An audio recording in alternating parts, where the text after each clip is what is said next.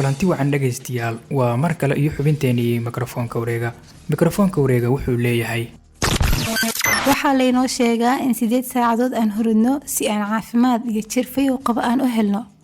haddaba halkii taladan ka timid si aan mowduucan uga salgaarno dhagaystayaal su'aalahan ayaan hordhignay bulshada. imise saacadood ayaad seexataa habeenkii? imise saacadood ayaadna u baahan tahay inaad seexato? maalintii qayluulo ma leedahay? maxaa ka hortaagan in aad xilli hore seexatid haddii aad ka mid tahay kuwa goorta dambe seexda? su'aalahaas aan bulshada weydiinay jawaabahan ayaa inooga soo baxay waxayna leeyihiin sida tan. habeenkii waxaan seexdaa inta u dhaxaysa kooda habeenimo ilaa iyo 3 habeenimo. maalintii haddii aanan barnaamij lahayn oo waqtiga qaylulada aanan hawl ku mashquulsanayn qaylulada waa seexda. habeenkii waxa ay diiday dhowr shay baa jira. waa mar ay hurdo ka iman weydo moogtahay hurdo iska weydo iyo maraad waxyaabo barnaamij ku mashquulsan tahay oo ay kula sii jiidato. iyo waxaan seexdaa ugu badnaan maxay ahayd toolay 8 saacadood. waan seexdaa iyo maxay toolay maalmahan maxay toolay aan waxbarasho tageen baana jaamacad lahayn oo kale. iyo waxyaabaha maxay toolay waxyaabaha sababayeen aan maxay toolay xilli hore seexan waxaan maleynay inay yihiin 3 sababood oo soo koobi kara. iyo 3daas oo ah iyo waata koobaad marka hore maxay toolay isticmaalka social media.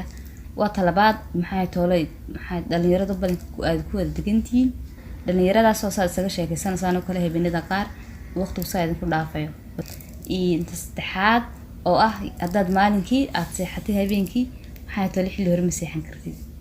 habeenkii Suudaan horta ma seexdo inta badan waan soo jeedaa marka waxa inta badan sabab ah waxbaan iska akhristaa inta badan akhriskuna wuxuu ku wacan yahay habeenkii laakiin habeenkii dadku badan way hurdaan dabadna ma helisid wax xoge rabash kugu yara furo iyo iscaaj saddeed baan u doorbidaa inaan habeenkii seexan oo aan soo jeedo. maalintii waxa dhacdaa inta badan marka qaar inaan habeenkii saa ku soo jeedo subaxii jaamacada tago duhurka seexdoba dabadeedna aan duhurka haddana ilaa iyo hadan doon casarka hurdo casarka ilaa iyo hadan doon maqribka marka qayrulo lama oran karo waa iska waa hurdo cashwaaya dabcan. wallahi anigu waxaan u arkaaba hortaag ma duruufo ma arkaa waxaan u arkaa inay dabcan ay tahay wanaag iyo inay tahay horumar inaan habeenkii wax akhristo oo soo jeedo. bismillaah waxaan seexdaa 8 saacadood ama 9 saacadood. markaan jaamacadda ka soo rooxo ana jaamacadda in badan baan ku maqnaana oo ku soo daala. wallahi de waxyaabaha loo soo jeedo waxa ugu badan social media-ka asxaabta gurigaada wada degantiina ku taasiirnaysa. wallahi labadaas baa loo soo jeedaa. waa hagaag dhagaystayaal cilmi baaris lagu sameeyay daafaha caalamka oo lagu baariyay sida cudurradu ay ugu dhacaan dadka kala duwan ayaa la timid gabagabo tilmaamaysa hurdo yarida ama hurdada xadkeeda la dhaafiyo ay saameyn xun leedahay. dadka waqti yar hurda iyo kuwa hurdada ku daaha waxay u badan tahay in ay cudurro ku dhacaan. dadka hurdada yar waxaa lagu tilmaamaa kuwa hurda in ka yar 6 saacadood halka kuwa hurdada badan la sheega inay hurdaan in ka badan 9 ama 10 saacadood habeenkiiba. maxaa jirkaaga ku dhacaya haddii aadan si fiican u hurdin? hurdo xumada waxaa lala xiriiriyaa cudurro badan oo maskaxda ku dhaca. baaritaan lagu sameeyay 153 arday oo ka mid ahaa 5 milyan oo qof oo ka qayb galay cilmi baaristan waxaa laga helay in hurdo yarida ay si aan caadi ahayn xiriir ula wadaagto cudurka sakarowga ama macaanka, dhiig karka, wadne xanuunka iyo cayilka. daraasad ayaa muujinaysa in dadka hurdi waaya dhowr habeen oo isku xigta ay isku arki karaan calaamadaha cudurka macaanka. hurdo yarida ba'an ayaa waxyeeleyso awoodda jirka oo isaga difaaco heerarka sokorta.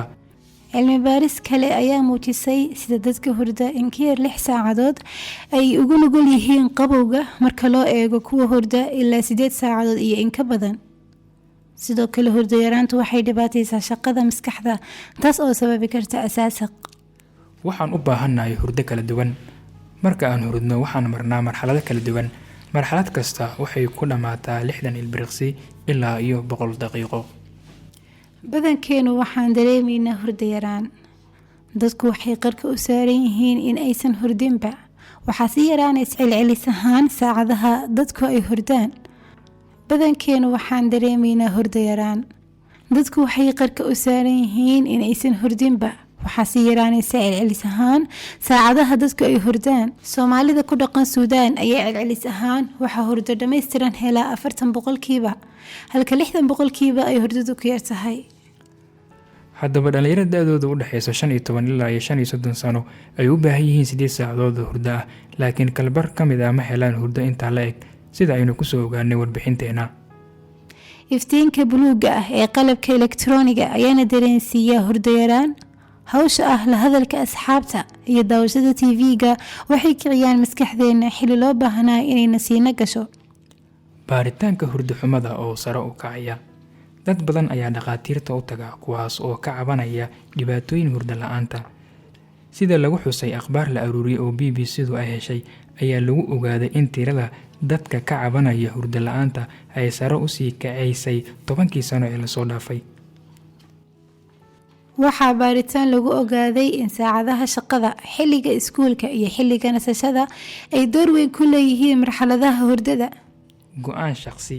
dadka qaar ayaa aaminsan in hurdadu aysan muhiim ahayn, waxaana laga yaabaa in ay ku khasaariyaan waqtigii hurdada falalka sida daawashada TV-ga iyo isticmaalka internetka.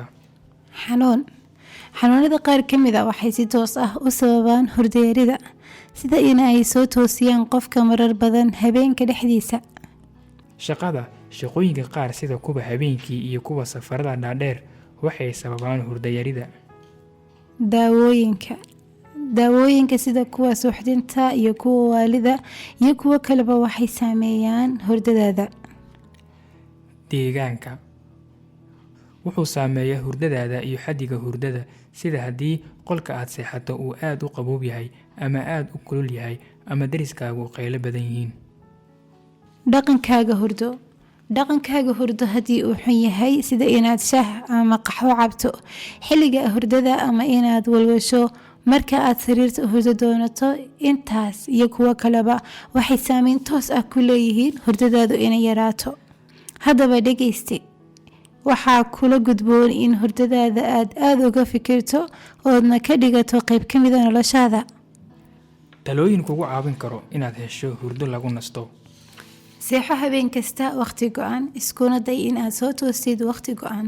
ka fogow cabista qaxwada iyo kafayga. samee jimicsi joogto ah, ha jimicsan markii aad hurdi rabtid ama 4 saaco hurdadaada ka hor. ha ku seexan cunno culus. ka dhig jawiga qolkaaga mid hurdo, waa inuu mugdi ahaado, degan, diiran oo aan buuq lahayn. isbar in aadan sariirtaada u isticmaalin wax aan hurdo ahayn. sariirtaada u aad hurdo kaliya. markii aad seexato, haddii aad ka fikirayso wixii maanta aad la soo kulantay, isku day inaad ku bedesho wixii aad qaban lahayd markii aad soo toostid subaxdii. isbuuca soo socda iyo mowduuc xiiso badan kaga bogo xubinteena mikrofoonka wareega. barnaamijka waxaa idiin soo tabiinayay anigoo ah Mushtaaq Maxamed Cabdirashiid iyo xasan yuusuf maxamuud. waa hagaag dhegaystayaal, waxaan idin rajaynaynaa hurdo wacan oo caafimaad leh.